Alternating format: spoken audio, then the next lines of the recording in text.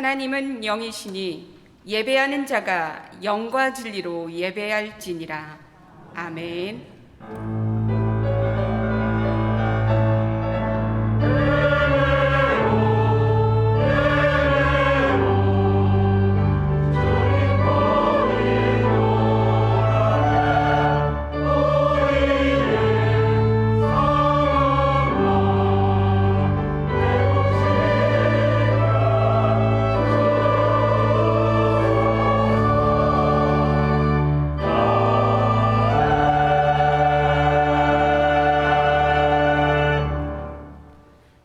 창세전에 예정하사 자녀 삼아 주신 성부 하나님의 사랑과 우리들을 보혈의 피로 속량하시고 구원을 주신 성자 예수 그리스도의 은혜와 지치고 상한 우리 영혼들을 소생시켜 주시는 성령 하나님께 감사와 존귀와 영광을 올려드립니다.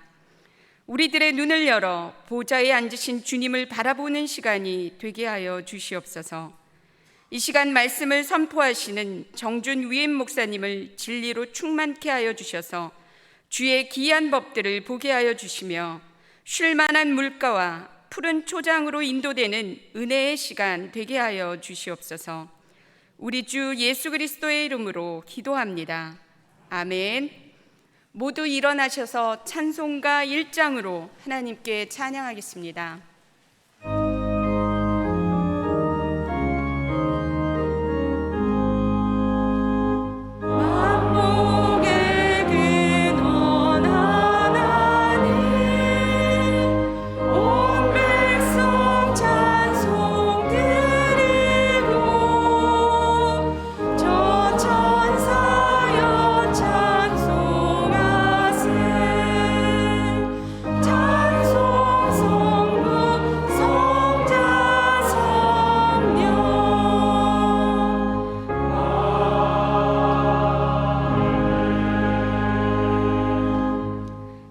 함께 성시교독 하겠습니다.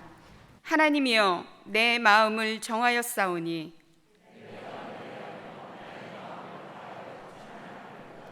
비파야 수금아 깰지어다.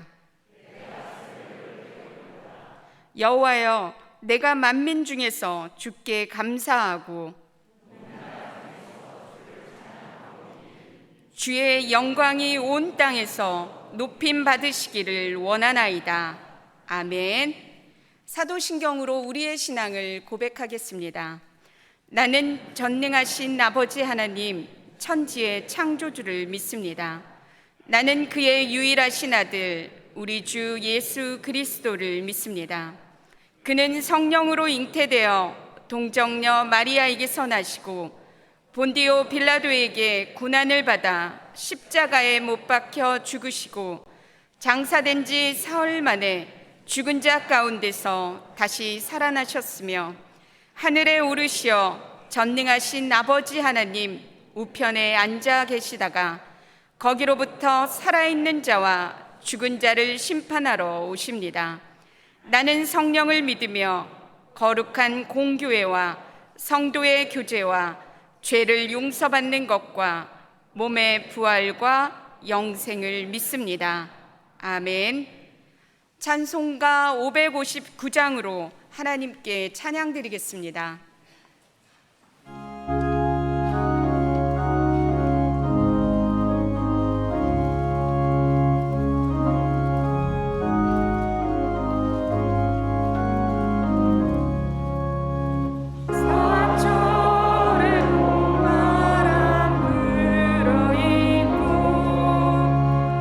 하나님 아버지 모셨으니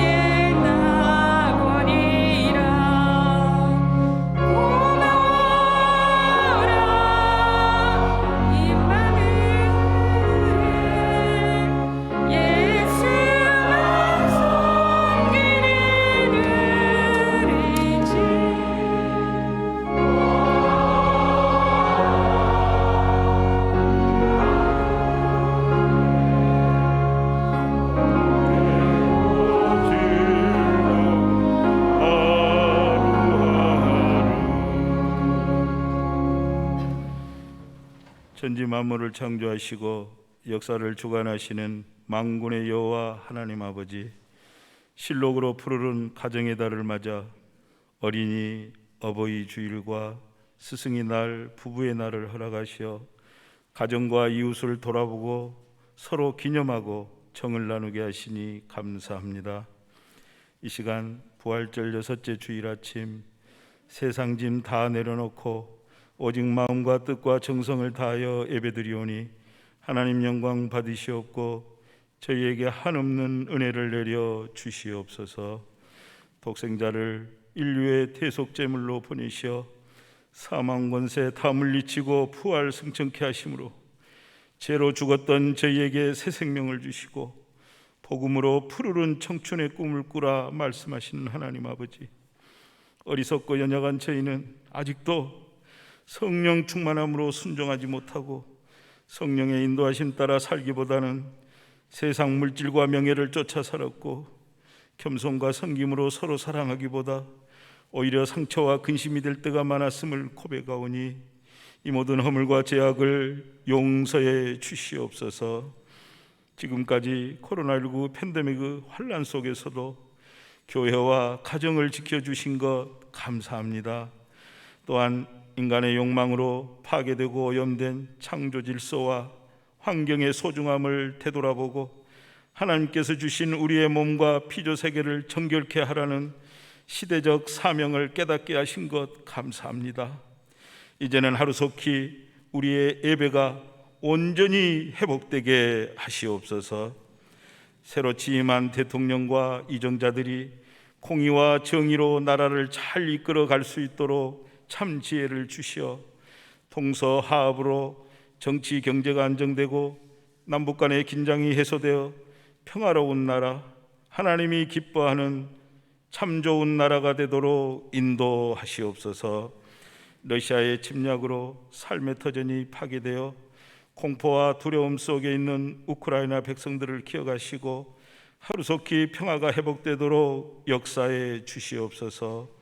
신앙교회를 세우시고 97년 동안 지켜주신 하나님, 부활의 능력으로 죄 사함과 구원을 받은 우리 모두가 기쁜 마음으로 오순절 성령 강림을 꿈꾸며 받은 은혜와 사랑을 이웃들과 함께 나누는 축복의 통로가 다 되게 하시고 어떠한 사탄의 계교도 결코 범할 수 없는 거룩한 공동체로 지켜 주시옵소서. 온 성도가 영성으로 깨어나 오직 진리만을 푯대로 삼고 창립 100주년을 향한 제2부흥의 역사를 새롭게 쓰는 십자가 군병으로 모두가 다 쓰임받게 하시옵소서. 온 세계 열방에 파견된 선교사들을 기억하시고 코로나19 환난 속에서도 하늘나라 사역에 어려움 없게 하시옵소서. 여러 모양으로 시류와 절망 속에 있는 성도들을 위로하시고 성령이 함께 하심으로 세임 얻게 하시며 육신의 질병과 노안으로 고통 중에 있는 성도님들의 처소마다 임재하시어 치유와 평강의 복을 내려 주시옵소서. 말씀을 사모합니다. 단위에 세우신 정준 이임 목사님께 영육간의 능력 주시고 선포되는 말씀을 통해 하나님의 크신 사랑을 가까운 부부와 가정에서부터 믿음의 향기로 실천할 것을 다짐하는 귀한 시간 되게 하시옵소서. 오늘 또 예배를 위해 곳곳에서 수고하는 모든 손길마다 궁창의 별과 같이 빛나도록 축복하시며 정성껏 준비한 임마누엘 찬양대의 찬양을 기뻐 받아 주시옵소서. 길이요 진리요 생명 되시는 우리 구주 예수님 이름으로 기도합니다. 아멘.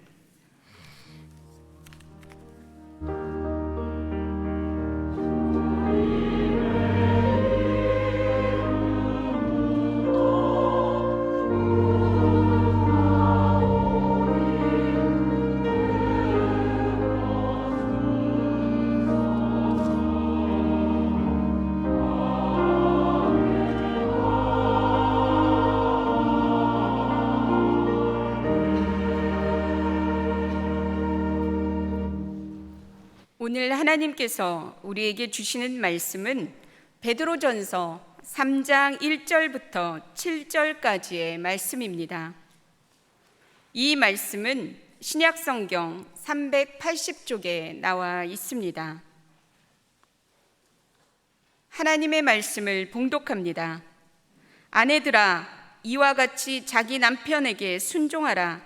이는 혹 말씀을 순종하지 않는 자라도 말로 말미암지 않고 그 아내의 행실로 말미암아 구원을 받게 하려 함이니 너희의 두려워하며 정결한 행실을 봄이라. 너희의 단장은 머리를 꾸미고 금을 차고 아름다운 옷을 입는 외모로 하지 말고 오직 마음에 숨은 사람을 온유하고 안정한 심령에 썩지 아니할 것으로 하라. 이는 하나님 앞에 값진 것이니라. 전에 하나님께 소망을 두었던 거룩한 부녀들도 이와 같이 자기 남편에게 순종함으로 자기를 단장하였나니 사라가 아브라함을 주라칭하여 순종한 것 같이 너희는 선을 행하고 아무 두려운 일에도 놀라지 아니하면 그의 딸이 된 것이니라. 남편들아, 이와 같이 지식을 따라 너희 아내와 동거하고 그를 더 연약한 그릇이요 또 생명의 은혜를 함께 이어받을 자로 알아 귀히 여기라. 이는 너희 기도가 막히지 아니하게 하려 함이라. 아멘. 하나님께서 이 말씀을 통하여 은혜 주시기를 원합니다.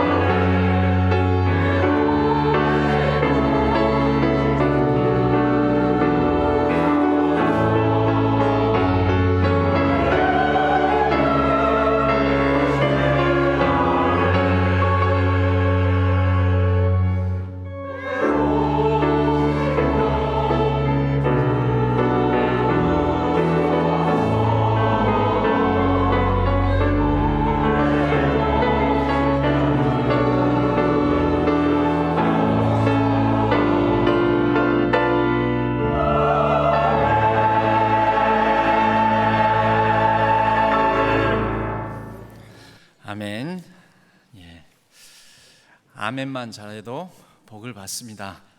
예. 찬양도 마지막에 아멘만 잘해도 잘 부르는 것입니다.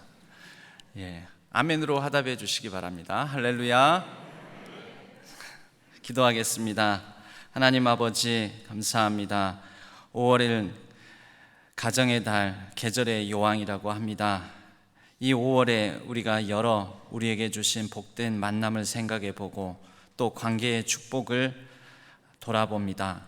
하나님께서 이 모든 다양한 관계 맺음을 통하여 하나님의 뜻을 우리 가운데 이루어 가고 계심을 믿습니다.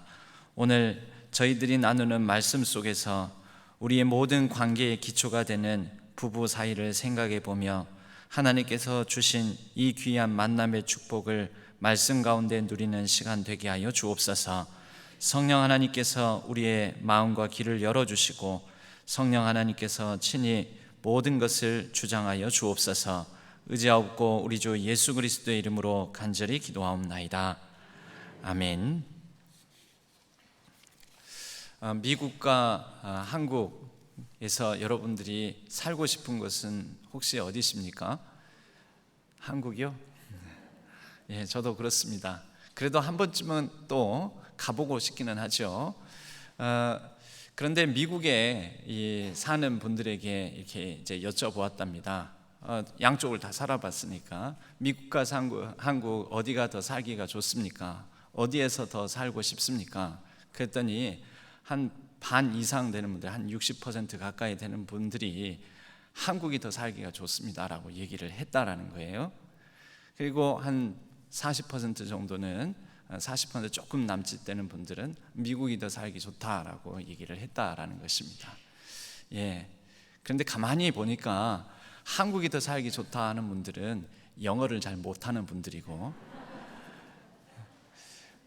미국이 살기 좋다라고 하는 분들은 영어를 잘하는 분들이어서 결국 이 말은 뭐냐? 말이 통하는 곳이 살기 좋은 곳이다. 말이 통하면 그곳이 내가 살고 싶은 곳이다. 여러분 무슨 뜻이겠습니까? 여러분들에게 있어서 가정은 내가 살기 좋은 곳입니까? 아닙니까? 여러분들의 부부 사이는 참 살기 좋은 관계입니까? 아닙니까? 뭐가 결정할까요? 말이 잘 통하는 거. 여러분 부부 사이에는 언어가 있습니다. 부부 사이에 남자의 언어가 있고 여자의 언어가 있습니다. 서로 말이 통하지 않으면 남편이 이 아내랑 함께 살기가 버겁습니다. 아내가 남편과 말이 통하지 않으면 같이 살아가는 것이 힘이 듭니다. 말이 통하는 곳에서 우리는 즐거이 기쁘게 행복감을 누리며 살 수 있다라는 것입니다. 저와 여러분 우리의 모든 가정들이 말이 통하는 곳, 말을 하면 잘 알아듣는 곳, 함께 더불어서 소통을 나눌 수 있는 곳이 되어서 고통이 아니라 소통이 장이 되므로 그곳에서 모든 것이 잘 통하는 복된 행복한 삶을 살아가기를 바랍니다. 오늘 저희들이 나눈 말씀은 베드로서의 말씀입니다. 베드로서는 소망 중의 서신이라고 합니다. 베드로서는 당시 환난과 핍박이 이 로마의 다스를 받는 전역에서 많이 일어났고 극심한 환난과 핍박이 성도들에게는 그리스도인들에게는 매우 고통스러운 삶이었습니다. 그들이 가진 복음 신앙이 이 시대와 불협화음을 일으켰다라고도 볼 수가 있겠습니다. 그 가운데 베드로서는 이 소망을 전해주며 우리의 산 소망이 있으니 그분이 우리에게 주신 은혜가 있으니 우리가 이 시대를 다 우리가 원하는 방식대로 이겨낼 수는 없지만 우리가 잘 그 은혜 때문에 은혜의 힘으로 인하여서 버텨내기를 바란다라는 그런 소망을 담은 메시지가 이 베드로서의 주제입니다. 이 베드로서의 주제로서 그리스도인들이 고통스럽고 힘겨운 삶을 어떻게 살아내느냐, 이제 그런 권면의 한 과정 중에 이 아내들아 남편들아에 대한 말씀이 나오는 것입니다. 아내들도 남편들도 그리스도인으로서 어떻게 그들의 주어진 삶을 이 고통스러운 환난, 어려움들이 많은 곳에서 어떻게 살아내는 것이 옳은가, 지혜로운가, 이 얘기를 하고 있는 것이지요. 이때 당시에 문화적 역사적 배경이 있습니다. 당연히 이 그리스도인들이 마음대로 신앙생활을 할 수 있는 상황이 아니었습니다. 로마의 신화가 다스리던 때였고, 로마의 관습과 문화가 많은 사람들에게 큰 영향력을 미치던 때였습니다. 이때 남성들이, 여성들이 이렇게 해야 된다, 남성들과 여성들의 역할에 대한 고정적이고 또 정형화된 틀이 있었습니다. 이 고정적이고 정형화된 틀의 영향을 그리스도인들도 받을 수 있겠지만, 베드로서는 그 고정적이고 정형화된 틀을 부부 관계에 있어서도 깨라라는 말씀이 오늘 주신 말씀입니다. 그때 당시에 여성들은 사실은 동등한 인격체로 대우를 받지 못했고, 한 사람의 어떤 이 생명으로서의 가치를 갖지 못했습니다. 여성이 누군가에게 선한 영향을 끼친다, 누군가의 삶을 변화시킨다, 또 세상을 바꾼다, 또 가정을 바꾼다, 그런 개념 자체가 없었습니다. 이때 당시에는 이 여성들을 이 속담에 담겨져 있는 의미를 통해서 살펴볼 수가 있는데, 아내를 빌려줄지언정 돈을 빌려주지 말아라, 차라리 아내를 빌려줘라 라는 이런 속담이 로마에서 유행하는 속담이었습니다. 여러분, 그 안에 담겨져 있는 말이 무엇입니까? 돈보다 여성들의 지위가 못하다라는 것이죠. 여성들은 의미가 없고 가치가 없다라는 거죠. 아내를 존중하면서 지켜내는 것보다 돈을, 재산을 지키는 것이 더 낫다라는 것이죠. 이 여성에 대한 비하와 돈에 대한 숭배가, 이 존중이, 돈에 대한 존중이 이 말에 담겨 있습니다. 여러분, 이럴 정도로 여성들에 대해서 이 존중이 여기지 못하는 문화적 배경 가운데 여성들도 그것을 당연시 여기고, 여성들이 혹 남자들이나 사회에서 인정을 받는 것은 오직 겉모습, 외모를 가꾸고 치장하는 것을 통해서 자신의 가치, 자신의 존중감을 드러내는 그런 수단으로 오직 외모만을 중시하는 그런 전형적인 사고의 틀이 지배하고 있었습니다. 베드로서는 이때 이 아내들, 즉 부녀자들에게 권면하기를, 그것이 중요한 것이 아니라 더 중요한 것은 하나님과의 신실한 관계 맺음을 통하여 하나님 안에서 외모보다 마음가짐과 또 자신의 삶에 대한 자세와 태도를 잘 가꿈으로 인하여 그것을 통하여 한 가정을 변화시킬 수 있다라고 권면을 합니다.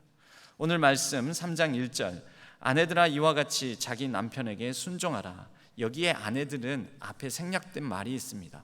그리스도인 아내들아, 그리스도인 복음 신앙을 가진 아내들, 부녀자들아, 자기 남편에게 순종하라. 이는 혹 말씀을 순종하지 않는 자라도 말로 말미암지 않고 그 아내의 행실로 말미암아 구원을 받게 하려 함이니, 혹 말씀을 순종하지 않는 자, 곧 불신결혼한 것이죠. 당시에는 여성들에게 있어서 남자를 선택할 수 있는 자유 없었습니다. 그게 그때의 전형적인 문화였습니다. 보통 남자들로부터 선택을 받지요.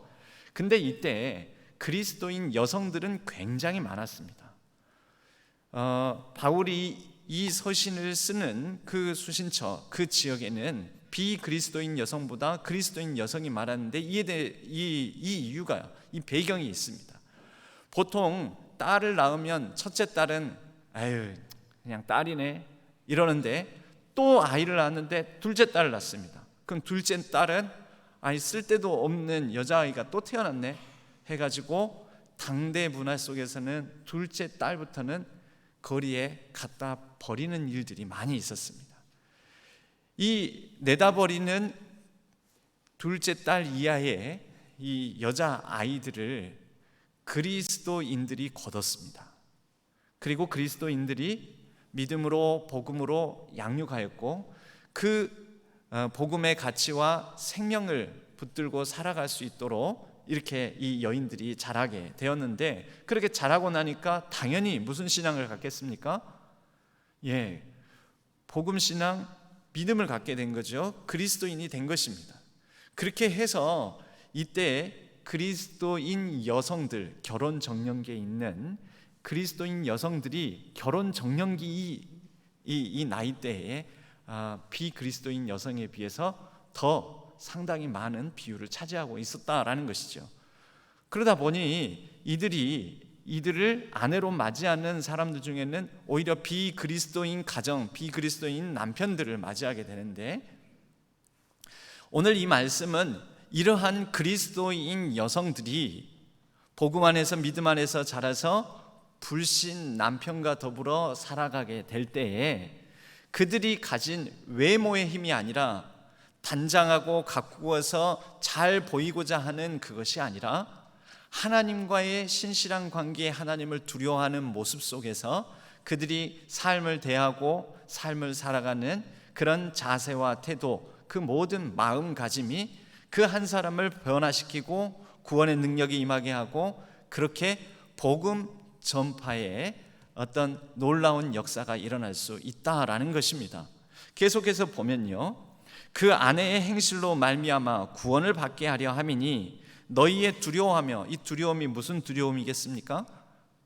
하나님을 두려워하는, 오직 하나님을 두려워하는, 그러니까 하나님과의 관계를 맺은 사람이라는 거죠. 그 하나님과의 신실한 관계 속에서 정결한 행실, 그리고 머리를 꾸미고 금을 차고 아름다운 옷을 입는 외모 중심의 단장이 아니라 4절 말씀에 오직 마음에 숨은 사람을 온유하고 안정한 심령에 썩지 아니할 것으로 하라.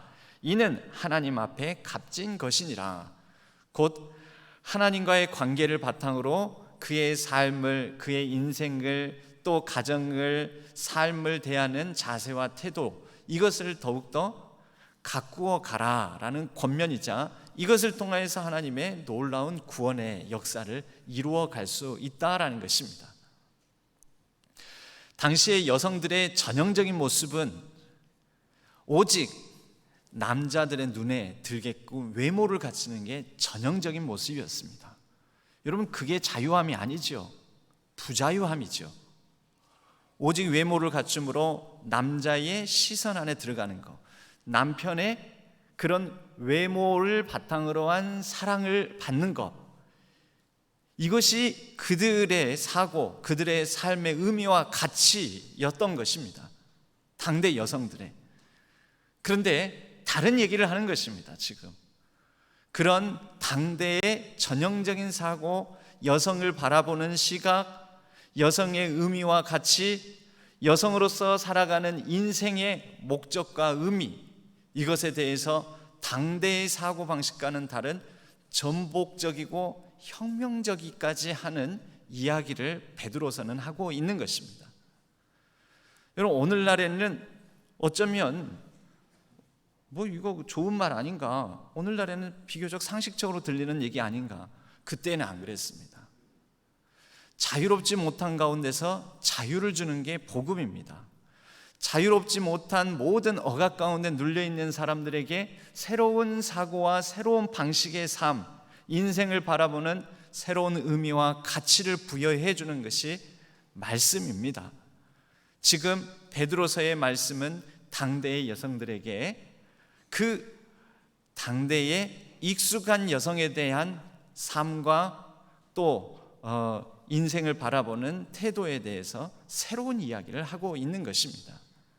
그리고 이 베드로서의 말씀은 오늘을 살아가는 당대의, 오늘 지금을 살아가는 모든 부부들에게 또한 일반적으로 이 땅을 살아가면서 남편이 아내를, 아내가 남편을 대하는 방식을 넘어서서 새로운 사고와 새로운 복음의 가치를 바탕으로 바라볼 수 있는 마음을 가지라라고 촉구하고 있습니다. 여러분, 세대에 따라서 배우자를 대하는 방식이 다릅니다.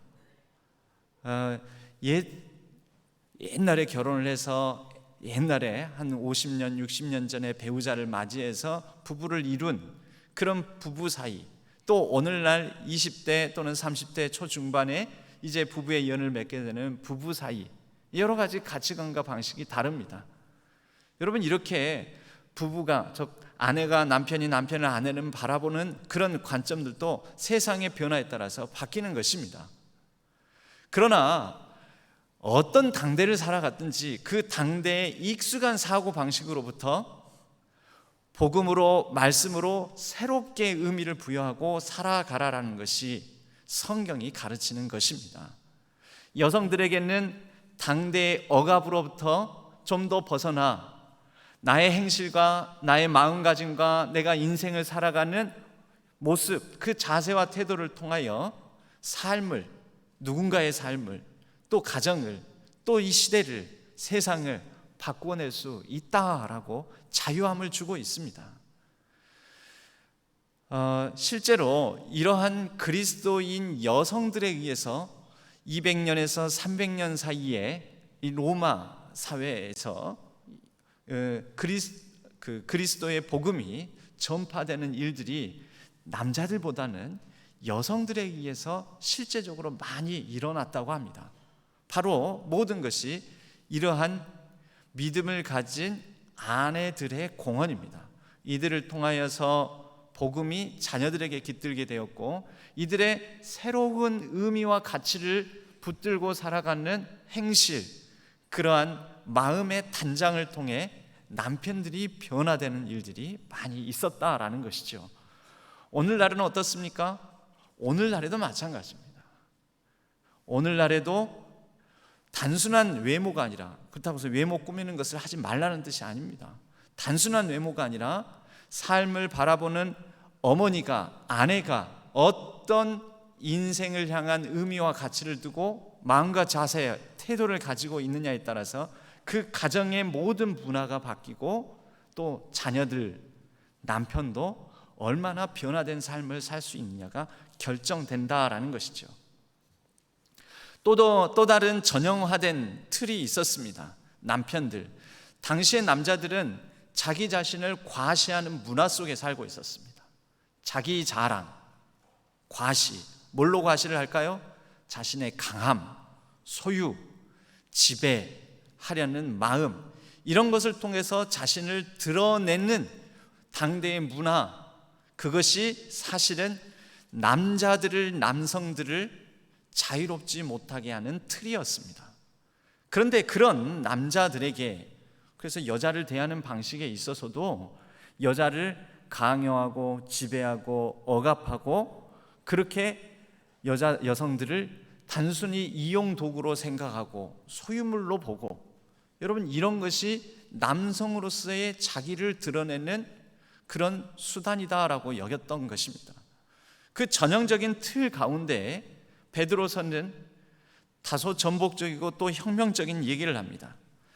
7절 말씀에요, 남편들아 이와 같이 지식을 따라 너희 아내와 동거하고 그를 더 연약한 그릇이요 또 생명의 은혜를 함께 이어받을 자로 알아 귀히 여기라. 여러분, 여기에 지식을 따라라고 되어 있는데, 이 지식을 따라라는 것은 더 깊고 넓게 이해하라라는 것입니다. 이해하라. 여러분, 당대의 남성들이 여성들을 이해했을까요? 이해하지 않았습니다. 남성들이 여성을 뭘로만 봤을까요? 그냥 도구로 봤습니다. 도구. 어떤 도구요? 예쁘구나. 외적인 도구. 외모로 그 여성의 가치를 판단하고, 예쁘구나. 내가 가져야지. 내가 데리고 살아야지. 내가 데리고 자야지. 이 정도의 가치밖에 여성들에 대해서 부여하지 않았다라는 것이죠. 그런데 여성들에 대해서 더 깊고 넓게 이해를 하라는 것입니다. 남성이 부리는 단순한 도구가 아니라는 것이죠. 그 뒤에 보면 그를 더 연약한 그릇이요. 보통 여러분, 귀한 그릇은 강합니까? 연약합니까? 약하지요. 이 연약한 그릇이라는 것은 귀하게 여기라는 것입니다. 귀하고 가치 있고 의미 있게 생명의 은혜를 함께 이어받을 자, 생명의 은혜를 함께 이어받을 자, 곧 구원이 여성들에게도 임한다라는 것입니다. 구원을 받을 자, 구원을 얻는 자, 또 구원이 그로부터 난다. 보통 생명의 유업, 즉 구원은 남성들의 전유물이다라고 생각을 했습니다. 여러분, 이거 부자유스러운 거지요. 당대의 문화일지는 모르지만 이것은 억압인 거지요. 남성들도 하나의 굴레 속에 얽매여서 살아가고 있는 것입니다. 그런데 남성들의 그런 부자유스러운 가치관을 깨트리면서 여성들을 통하여서 그들에게도 구원이 임하고 그들을 통하여서도 구원의 역사가 이어진다. 함께 더불어 구원을 이루어갈 수 있다라고 먼저는 그리스도인 남편들에게, 믿는 남자들에게 하는 얘기인 것입니다. 그리하여 너희 기도가 막히지 아니하게 하라. 여러분, 이 기도가 무엇입니까? 하나님과의 교제, 하나님과의 소통. 어렵고 힘겨운 박해 가운데서 여성을 동등한 인격으로 함께 구원을 이뤄갈 자로, 함께 더불어 이 험난한 세상을, 고통스러운 삶을 같이 짐을 지고 하나님의 놀라운 구원을 함께 더불어 이뤄갈 자로 여기지 아니하면 이 어려운 핍박과 환난이 있는 당대의 삶을 믿음의 남편들, 그리스도인 남편들이 이겨낼 수 없다라는 것입니다. 여러분, 오늘은 어떻습니까? 요즘은 어떻습니까? 남편들, 아내와 남편 사이가 서로를 알아주고 그리스도 예수 안에서 한 인격으로 보고 건강한 관계를 맺고 살아가고 있습니까? 그렇지 못하다면 요즘도 힘들잖아요. 2000년 전엔 그때는 그때 당대대로 힘들었지만 오늘날에는 오늘날 현세가 또 힘들잖아요. 이 힘든 세상을 이겨낼 수 없다라는 것이지요. 아내들, 여성들에게 새로운 시각으로 자유를, 남편들, 남자들에게 또 새로운 시각으로의 자유를 주므로 전형성에서 벗어나서 하나님이 보여주시는 새로운 삶을 살라라는 초청의 메시지, 그리고 소망의 메시지가 베드로서의 말씀인 것입니다. 여러분들은 지금 배우자를 다음에 또 태어나게 된다면 지금 배우자와 또 다시 살겠습니까? 표현하지 마세요. 속으로만 생각하세요. 지난번 부활주일에 부활하게 되면 너희들이 부활을 오해하였다. 부활하게 되면은 시집도 장가도 가지도 않고, 그렇기 때문에 형사 취수제 이것이 적용되지 않는다. 그래서 지금 남편 아내로서의 관계를 죽어서 천국에 가서도 계속해서 이 사람과 더불어서 살아가는 것이, 그것이 성경이 말하는 부활의 삶은 아니다. 아마 새로운 관계가 있을 것이다. 그러나 정확하게는 모르지만 이 얘기를 했더니 굉장히 위로를 많이 받았다라는 그런 반응이 있었습니다. 이 왼수, 평생 왼수, 철천지 왼수를 다음 세상에 영생을 살아가면서도 또 살아내고 또 봐야 된다면은 이거 천국 안 가고 싶을지도 모른다, 이런 말씀인 것이지요. 그 말 가운데에 담겨져 있는 마음이 어떤 마음이겠습니까? 지금 잘 통하며 살아간다는 걸까요? 아니라는 거죠. 근데 이게 남자의 생각과 여자의 생각이 좀 다릅니다. 제가 오늘 또 좀 몇 가지 통계를 가져왔는데요. 우리 부부의 날이라서, 여러분 어제가 부부의 날이잖아요. 5월 21일. 왜 21일이냐? 2, 2이 1, 하나가 된 날이다. 그래서 부부 둘이 하나가 한 몸을 이룬 날, 그래서 5월 21일을 가정의 달 안에 21일을 부부의 날로 삼은 것입니다. 우리가 이 가정에 대해서 특별히 오늘은 좀 이 통계를 통해서 조금 한번 살펴봤으면 좋겠는데요. 2021년 기준에 우리나라에서 100쌍이 결혼을 했다면 그 가운데 몇 쌍이, 그러니까 100쌍 결혼한 가정이 몇 쌍이 이혼했느냐가 아니고요, 전체적으로 대한민국에서 100쌍 결혼했을 때 대한민국 안에서 이혼한 가정은 몇 쌍일까? 그게 53쌍 정도가 이혼을 했다라는 것입니다. 그러니까 100쌍의 부부가 생기고 또 53커플이 사라진 것입니다. 방금 여러분들에게 드렸던 질문, 다시 태어나도 지금 배우자와 결혼하겠습니까? 이게 남자와 여자 생각이 조금 다릅니다. 이 남자들은 그렇게 하겠다라는 것이 45%나 되었습니다. 거의 절반 가까이가 이 여자랑 같이 살겠다, 이 아내랑 같이 살겠다 그랬는데, 여성들은 단 19%만 이 남자랑 이 남편과 살겠다라고 응답을 했다라는 것이죠. 그럼 나머지 한 5분의 4 정도, 80% 가까이는 안 살아. 여러분, 부부 사이에 여러분들은 어떤 호칭을 쓰고 있습니까? 이 세대에 따라서 이거 좀 다르지요. 요즘은 좀 부부 사이가 좀 편하게 대하는 사이인지라 이렇게 반말로 이름도 부르기도 하고 또 애칭을 쓰기도 하고 그러는데, 옛 좀 오래된 부부들 사이에는 젊은 부부들에게서 볼 수 없는 특별한 애칭이 있다고 하죠. 특히 아내가 남편을 부를 때 인간아 하고 부른다는 것입니다. 인간아. 살다가 뭔가 조금 또 이 관계의 변화가 생기면 거기에다가 한마디를 더 붙인다고 합니다. 말종, 인간 말종아 이렇게 붙인다고 하죠. 웃자고 한 얘기입니다, 여러분. 또 목사님이 이상한 얘기를 하시네 이렇게 하고, 웃자고 한 얘기인데 너무 다큐로 받아들이지 마시기 바랍니다. 여러분, 우리의 이 호칭 가운데에서도 아내가 남편을 대하는 호칭들이 서로 다른데, 여러분, 내가 남편을 부르는 호칭이 어떤가 한번 점검해 보시기 바랍니다. 그리고 여러분 핸드폰을 펼쳐서 뭐라고 내가 적어놨는가 그것부터 한번 살펴보시기 바랍니다. 여러분, 뭐라고 적혀져 있습니까? 남 이렇게 적혀져 있습니까? 놈 이렇게 적혀져 있습니까? 그냥 무명의 이름으로 적혀져 있습니까?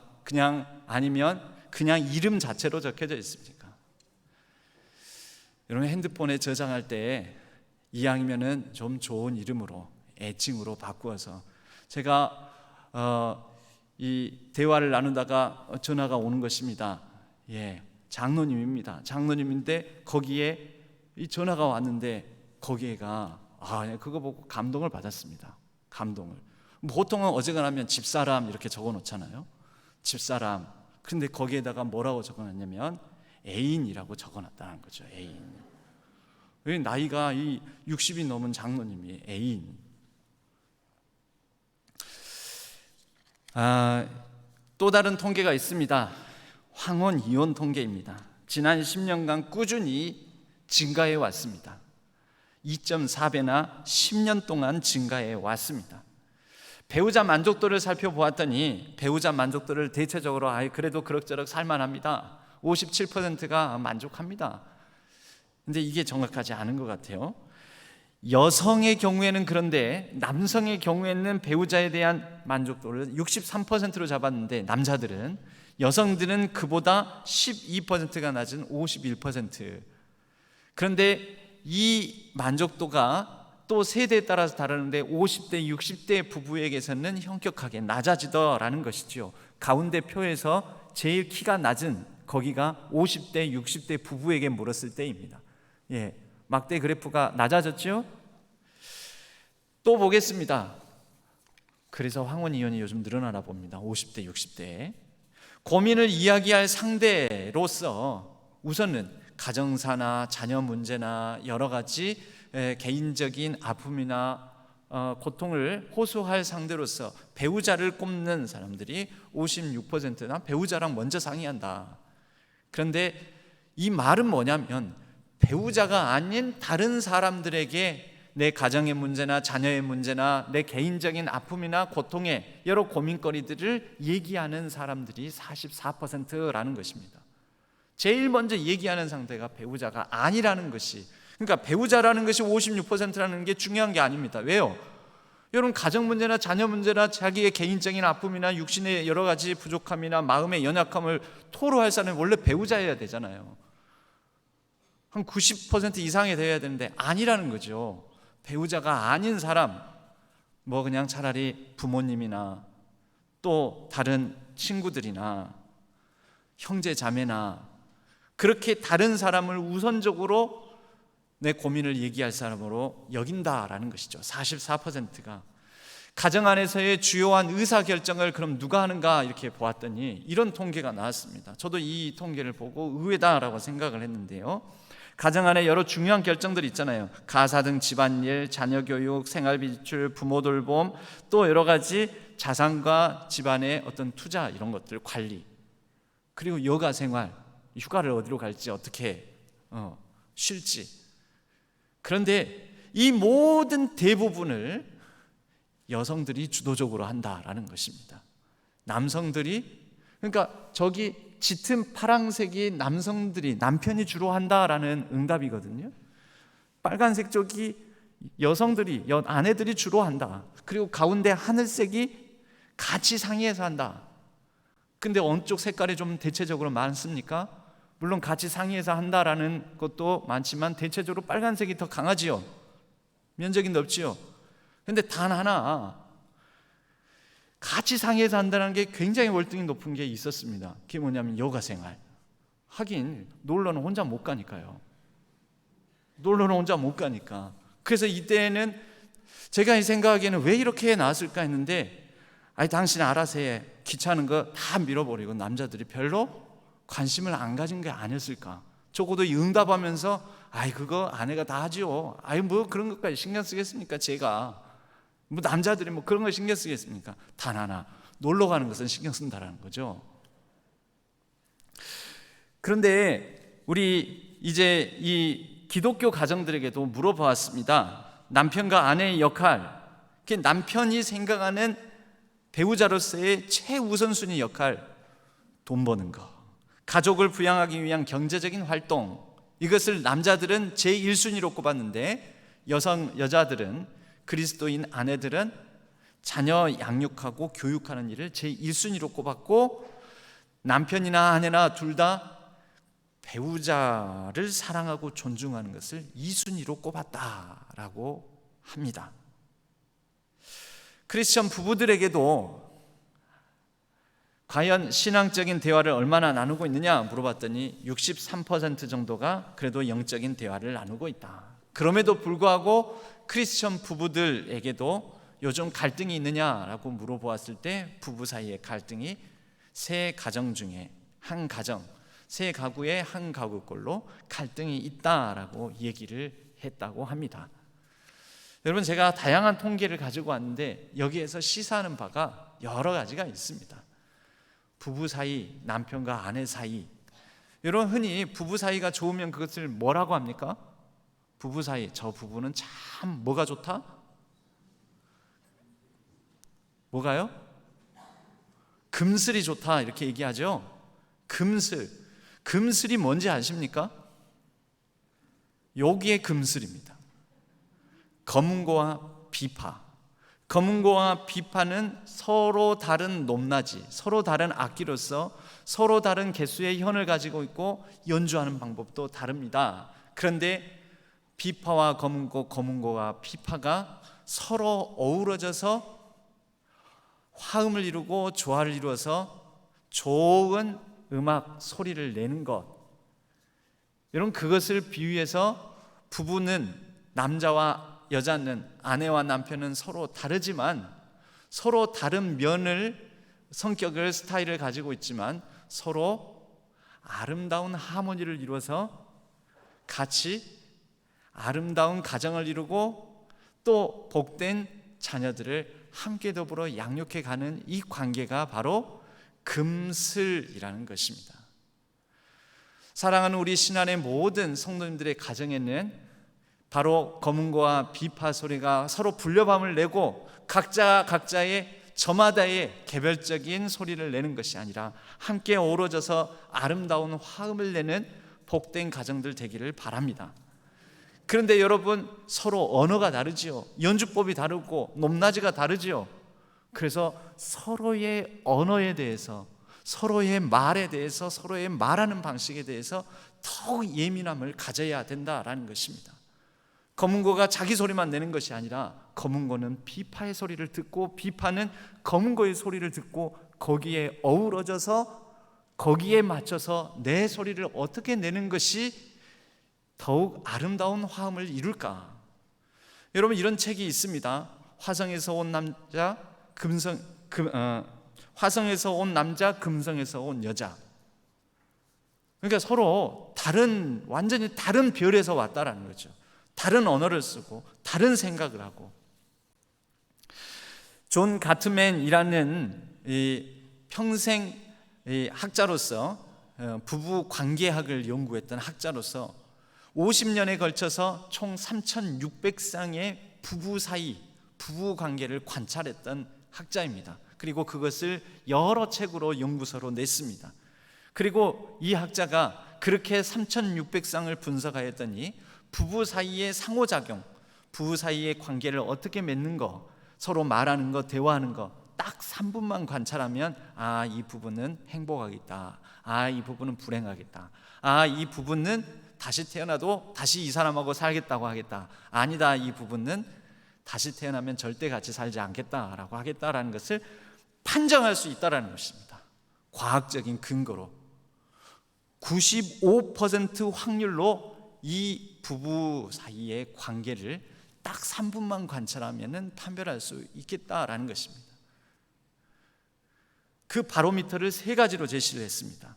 그 3가지가 뭐냐면요, 서로 높은 우호감, 즉 서로를 잘 알고 아는 사이, 서로 잘 알고 무엇을 좋아하는지, 내가 어떤 말을 하면 싫어하는지, 그래서 서로를 잘 알고 친밀감이 높은지를 그 3분간만 관찰하면 알 수 있는데, 이 높은 서로를 향한 우호적인 마음, 그래서 서로를 아는, 여러분 낯선 곳에 가면은 뭐가 있어야 됩니까? 우리 내비키죠. 내비가 뭡니까? 지도 아닙니까? 지도를 알아야지 길을 찾죠. 이것을 보고 뭐라 하냐면 부부 사이에도 지도가 필요하다는 것입니다. 아내는 남편의 지도를 가지고 있어야 되고, 남편은 아내의 지도를 가지고 있어야 된다는 거죠. 사랑의 지도, 과연 사랑의 지도가 있는가? 그래서 서로의 영린을 건드리지 않는가? 여러분, 영린이 있습니다. 영린이 무엇입니까? 용에게는 비늘이 이렇게 딱 덮여 있는데, 용은 원래 순하고 사람들을 이롭게 하는 동물, 전설 속 동물이었다고 합니다. 동물이라고 합니다. 그런데 이 용에 딱 한 개의 비늘만 거꾸로 돋아있는 비늘이 있는데, 바로 목 아래 부위에 있는, 만져서는 안 되는 비늘이라는 거죠. 보통 쓰다듬으면 이 방향으로 쓰다듬습니다. 그런데 영리 있는 그 부분만큼은 쓰다듬을 때 평소처럼 그렇게 익숙하게 전형적으로 자기가 살아왔던 문화적 자기의 언어 방식대로 쓰다듬으면 안 된다는 거죠. 그 영린을 잘못 건드리게 되면 반드시 그 용은 그 영린을 건드린 사람을 죽이고야 만다라는 것이죠. 여러분, 부부 사이에도 영린이 있습니다. 그럼 그거 안 건드리려면 어디에 영린이 있다 알아야 되잖아요. 그거 잘못 건드리면 어떻게 돼요? 폭발해요, 폭발. 그리고 그건 내가 힘들어지는 거예요. 내가. 사랑의 지도가 있느냐. 그리고 두 번째, 그런데 부부 사이에도 갈등이 없을 수는 없습니다. 갈등은 있습니다. 그런데 부드럽게 갈등을 관리하는 방식을 그 부부가 가지고 있느냐. 비난하고 방어하며 변명하고 경멸하고 무시하고, 그리고 마음에 안 들면 담쌓아버리고, 그런 부부 사이는 갈등을 제대로 풀어내지 않는 거거든요. 외면하고 회피하고 또 갈등을 더 증폭시키고, 그래서 사실은 자기 마음 안에 여림과 연약함이 있는데 그것을 드러내기 싫은 마음 때문에 더 강하게 치고 나가고, 그래서 두터운 담을 쌓는 것입니다. 사실은 약해서. 그걸 이해해야 된다라는 것이죠. 그리고 마지막으로 서로의 삶의 의미를 공유하고 있는가. 저 사람은 이런 일을 할 때 눈이 반짝반짝 빛나고 얼굴이 환해지더라. 그 사람이 삶에 그러한 의미를 붙들고 있는 것을 존중해 줘야지. 바로 그런 것을 가지고 있느냐라는 것입니다. 바로 이 3가지를 확인해 보면, 딱 3분 관찰해 보고 이 3가지가 제대로 갖춰졌는지 딱 측정해 보고 95% 확률로 행복하겠다, 불행하겠다. 여러분, 한마디로 말하자면 뭘까요? 부부가 서로의 언어를 잘 이해하고 있는지, 그래서 서로 말이 통하는지, 서로 말이 되는지, 서로 아는 사이인지. 최초의 인간 아담 곁으로 하나님께서 하와를 만드시고 하와를 다 이끄셨습니다. 아담이 하와를 보고 뭐라고 합니까? 첫 마디가 있습니다. 이는 내 뼈 중에 뼈요 내 살 중에 살이로다. 여러분, 그게 뭔지 아십니까? 알아주는 겁니다. 알아주는 거. 내 사람으로 알아주는 거. 내 사람이구나. 당신은 내 사람, 내 사랑이구나. 인정하고 이해하고 내 사람으로 나와 평생 나의 인생의 행불행을 결정할 사람으로 알아주는 것입니다. 여러분, 사실 내 뼈 중에 뼈, 살 중에 살이다 라는 이 말은 한편으로는 하나님 나라의 중요한 관계, 하나님과의 친밀함, 하나님과의 올바른 관계, 그리고 자기 자신과의 관계. 여러분, 자기 자신을 어떻게 인식하느냐가 부부, 배우자를 인식하는 것하고도 관계가 있습니다. 사실은 자기가 마음에 안 드는 거죠. 자기가 마음에 안 드니까 배우자도 마음에 안 드는 것입니다. 자기를 사랑할 줄 모르니까 배우자를 못 살아가는 것입니다. 자기도 그런 사랑을 받아보질 못했으니까 사랑을 베풀지를 못하는 것입니다. 어린 시절 자라면서 부모님의 관계 속에서 부부 사이가 어떠한 모범적인 것을 보질 못했기 때문에 자기도 배운 적이 없어서 표현하지를 못하는 것입니다. 베드로서는 전형성을 피하라. 그 당대의 문화를 벗어나라. 성경은 말씀합니다. 여러분, 여러분이 보고 자란 거, 여러분들이 주입받은 거, 남자는 이래야 돼, 여자는 이래야 한다라는 거, 여러분, 그거 시대에 따라서 변하는 것입니다. 거기에서 벗어나고 그것으로부터 초월해서 부부 사이는 주님의 말씀 가운데, 하나님의 뜻 가운데 새롭게 서로를 이해하고 알아가고 배워감으로 새롭게 정립해 가시기를 바랍니다. 익숙하지 않습니다, 목사님. 익숙치 않죠. 처음부터 검은 거 잘 타고 처음부터 비파 잘 타는 사람이 어디 있습니까? 금슬이 좋다는 것은 배워가는 것입니다. 검은 거 켜는 비파를 타는 거 배우는 것입니다. 그래서 배우자 아니겠습니까? 서로를 배우자, 평생 배우자. 철천지 원수가 아니라, 평생 왼수가 아니라 평생 배우자, 배워가야 됩니다. 톨스토이와 도스토옙스키는 당대의 문호들입니다. 비슷한 시기를 살았습니다. 그런데 두 사람이 이룬 가정, 부부 사이는 서로 달랐습니다. 톨스토이는 그의 아내 소피아와 16살 차이가 납니다. 아내가 더 16살 어리다는 것입니다. 그리고 도스토옙스키의 아내 안나는 26살이 어렸습니다. 그런데 톨스토이 가정은 부부 사이가 거의 파탄날 지경이었고, 도스토옙스키 가정은 세월이 지나가면서 더욱더 돈독하고 행복한 가정이 되었습니다. 이 두 사람이 부부를, 그 가정을 바라보는 그런 관점이 이렇게 좀 차이가 납니다. 톨스토이는 그의 작품 부활에서 이렇게 얘기를 합니다. 행복한 결혼은 모두 비슷하나 불행한 결혼은 저마다의 모습이 있다. 그리고 톨스토이는 스스로 사실은 연애 결혼을 했음에도 불구하고 자신의 가정이 불행한 이유가 있는 결혼 생활이다라고 생각을 했었습니다. 톨스토이가 대문호이긴 하였지만은 자신의 아내 소피아를 배우려고 하지 않았고, 그렇게 세월이 지나가면서 서로를 아는 사이 알아가는 관계를 맺지 못했던 것입니다. 그래서 결국은 심한 부부싸움 끝에 톨스토이는 그만 집을 나갔고, 나간 가운데에서 객사를 했습니다. 도스토옙스키는 그의 작품 까라마조프의 형제에서 결혼에 대해서 그의 관점, 그의 결혼 부부관을 반영한 말을 이렇게 담습니다. 사랑하는 법을 성실히 배우고 오랫동안 연마해야 한다. 순간이 아니라 영원히 사랑해야 하므로. 여러분, 사랑은 순간에 이루어지는 것이 아니라 하나님께서 주신 이 부부 연을 통하여, 이 관계를 통해서 일평생 배워가며 연마하며 익히며 알아가며 그렇게 평생 사랑해야 되는 사랑은 만들어가는 것입니다.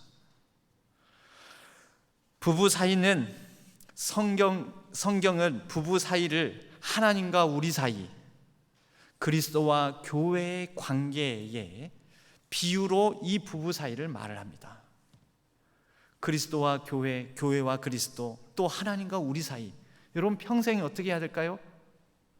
결혼도 단번에 결혼식장에서 이제부터 부부다, 그러면 그날부터 합법적인 부부로 승인을 받는 것이지만, 상대방을 내 아내와 남편으로 받아들이는 것은 평생 걸립니다. 평생 배워가야 됩니다. 하나님으로 말미암아 예수 그리스도로 인하여 우리가 구원을 단번에 받지만, 구원은 어떻게 하는 겁니까? 평생 이뤄가는 것입니다. 평생. 교회가 그리스도의 교회로서, 그리스도의 몸된 교회로서 그리스도를 머리로 삼아서 교회를 이뤄가는 것은, 여러분, 교회 등록하고 노회에 등록하고 그렇게 설립 예배 드리면 교회가 교회다워집니까? 교회는 됐지요, 행정적으로, 법적으로. 그러나 교회가 교회다워지는 것은 계속해서 하나님의 말씀을 배우고 익혀가면서 그리스도의 몸이 되어가는 것이지요. 부부 사이도 그렇습니다. 여러분, 지난 주일에는 우리에게 주어진 이 모든 날들이 앞으로 살아갈 날 가운데 가장 젊은 날이라고 그랬습니다. 청춘의 때라고 그랬습니다. 어떻게 바라보느냐. 그리고 이 젊은 날에는 여러분, 사랑하며 살기에도 부족하고 짧습니다. 즐겁게 배우자와 더불어서 즐거이 누리며 살아가기에도 남은 날이 길지 않습니다. 짧습니다. 외롭게 살아가기에 우리의 인생은 여러분 길지 않습니다. 여러분의 삶은 외롭지 않습니다. 이 땅에서만 이룰 수 있는 것, 구원을 이 땅에서만 이룰 수 있습니다. 천국 가서 구원 이루는 게 아닙니다. 이 땅에서 예수 믿고 구원받는 것이죠. 이 땅에서 배우자를 만나 가정을 이루는 것이죠. 구원과 가정은 이 땅에서만 이룰 수 있는 것입니다. 그리고 하나님께서 구원을 이루라고, 더 풍성히 누리라고 주신 곳이 바로 가정입니다. 구스타프 카유보트라는 분이 이런 그림을 그렸습니다. 오르막길, 마지막 그림인데요. 부부 사이입니다. 이게 부부 사이를 오르막길이라는 제목으로 그림을 그렸는데, 여러분, 둘 사이에 딱 붙어 있습니까? 팔짱 끼고 있습니까? 나이가 드시면 침대도 따로 쓰신다고 하더라고요. 그게 편하다고. 여러분, 딱 붙어 있는 게 꼭 부부 사이가 아닙니다. 구스타프 카유보트는 이 그림을 통해서 이것을 드러내는 것입니다. 부부 사이 한 사람이 들어설 수 있는 공간. 그런데 중요한 것은 함께 오르막을 같이 같은 방향을 보고 올라가는 것. 여자는 양산을 쓰고 남자는 아무것도 모자만 쓰고, 그러나 함께 한 방향을 보고 올라가는 것. 여호와를 앙망하는 자, 부부 사이 서로를 그리스도 예수 안에서 더욱더 알아감으로, 배워감으로, 또 서로의 말을 익혀감으로, 서로의 아픔을 품어내므로, 또 서로의 영린을 알고 건들지 않으므로, 사랑의 지도를 가지고 서로 소통함으로 부부 사이가 고통이 아니라 하나님의 놀라운 형통을 누리는 하나님 나라의 축복을 온전히 누리고 살아가는 우리 모든 신안의 각 가정들, 부부들 다 되시기를 주님의 이름으로 간절히 축복합니다. 하나님 아버지, 감사합니다. 하나님께서 주신 복된 가정, 이 세상의 풍조와 이 세상의 전형성을 떠나 또 우리가 익숙하게 어린 시절부터 살아왔고 알아왔던 그러한 생각과 가치관을 벗어나 오직 하나님 뜻에 입각하여 하나님의 말씀대로 아름답고 풍성한 서로 말이 통하는, 소통이 되는, 그리하여 형통하는 귀하고 복된 하나님 나라의 삶, 부부 관계를 맺어가게 하여 주옵소서. 이 땅에서 서로 사랑하고 서로 이해하고 서로 알아가며 서로 품어주며 서로 존중히 여기는 것만으로도 부족한 이 땅의 삶 가운데 구원을 이루고 또 하나님 나라를 이루어가는 모든 부부 가정 다 되게 하여 주옵소서. 의지하옵고 우리 주 예수 그리스도의 이름으로 간절히 기도하옵나이다. 아멘. 찬송가 220장 1절 3절 하나님께 찬양드리겠습니다.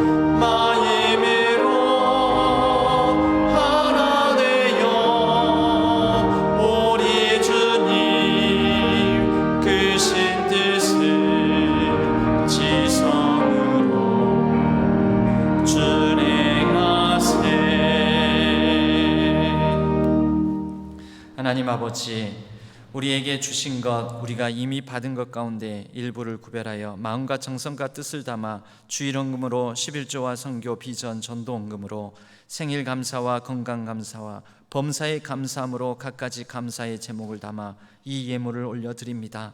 하나님께서 기쁘게 받아 주시옵고 하나님의 뜻과 하나님 나라를 위하여 아름답게 사용하여 주옵소서. 우리의 삶에는 하나님만이 주실 수 있는 넘치는 평안과 위로가 가득하게 하여 주시고 우리의 가정과 또 자녀 손들을 하나님께서 선한 길로 인도하여 주옵소서.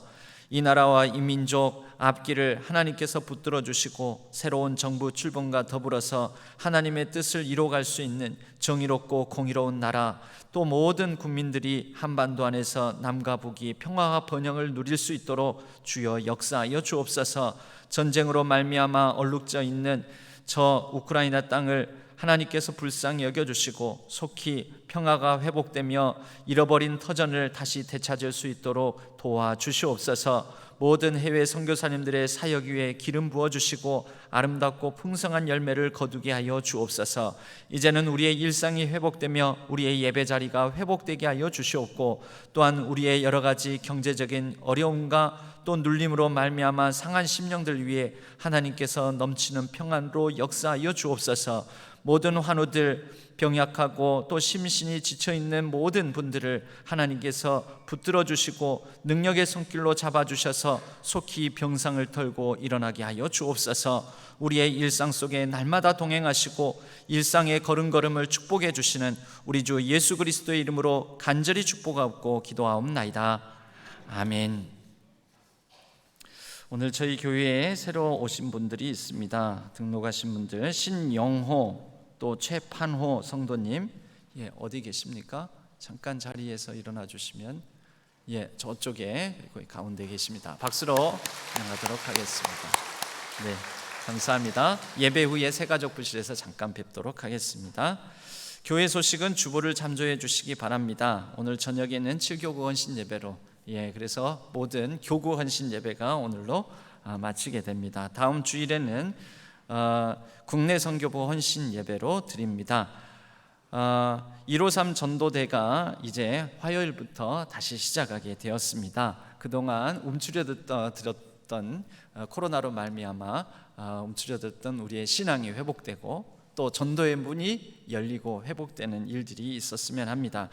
알림을 참조해 주시기 바랍니다. 우리 만 65세 이상 되는 교인들의 어떤 신앙, 의식과 생활에 관한 설문조사를 한 40개 교회가 함께 연합해서 그래서 어느 정도 좋은 유의미한 결론을 거기에서 도출하고 이 목회나 또 앞으로 교회의 방향에 대해서 건강한 고민을 해보고자 목회 데이터 연구소라는 곳이 있습니다.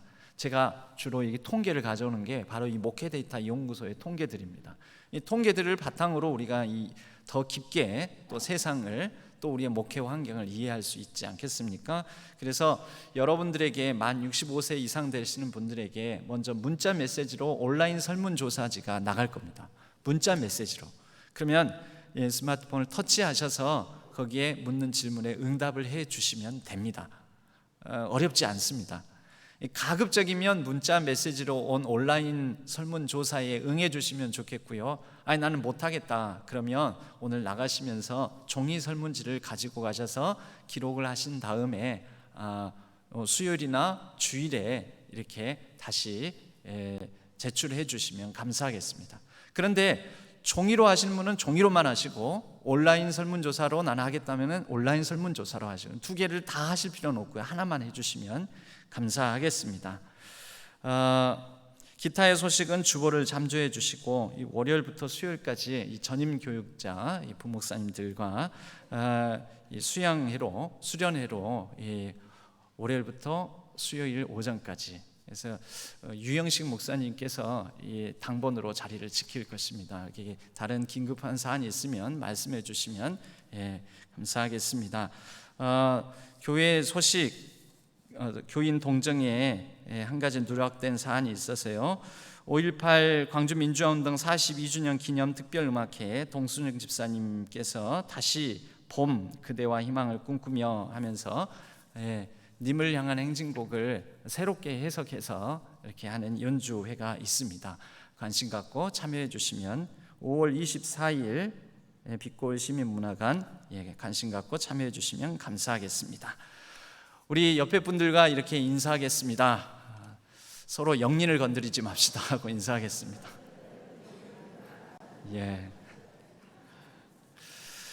모두 자리에서 일어나시겠습니다. 주기도문송과 축도로 예배를 마치겠습니다.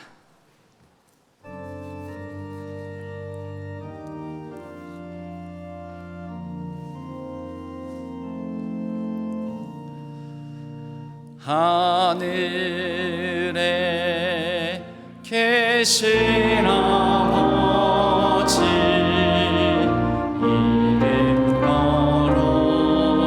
거룩하사 주님 나라 임하시고 뜻이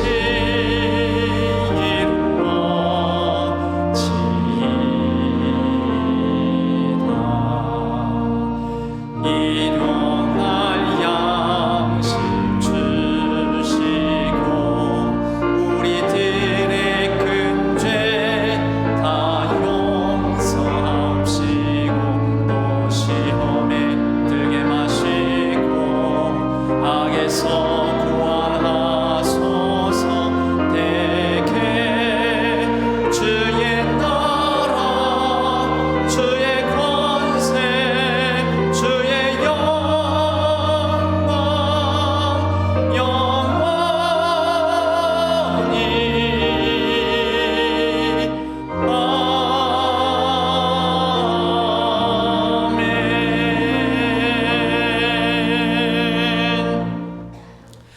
이제는 우리 주 예수 그리스도의 은혜와 하나님 아버지의 지극하신 사랑하심과 성령 하나님의 위로 교통 역사 충만하심이 가정 안에 주신 귀하고 복된 만남, 부부 사이 이 관계를 통하여 하나님께서 주신 구원의 놀라운 풍성함을 누리며 또 구원을 전하고 유통하며 복된 삶을 살아가기를 다짐하는 우리 모든 신안의 각 가정들, 모든 성도님들 위해 온라인상에서 흩어져 예배를 드리는 모든 예배자들 위에 이제로부터 영원까지 함께 하시기를 간절히 축원하옵나이다.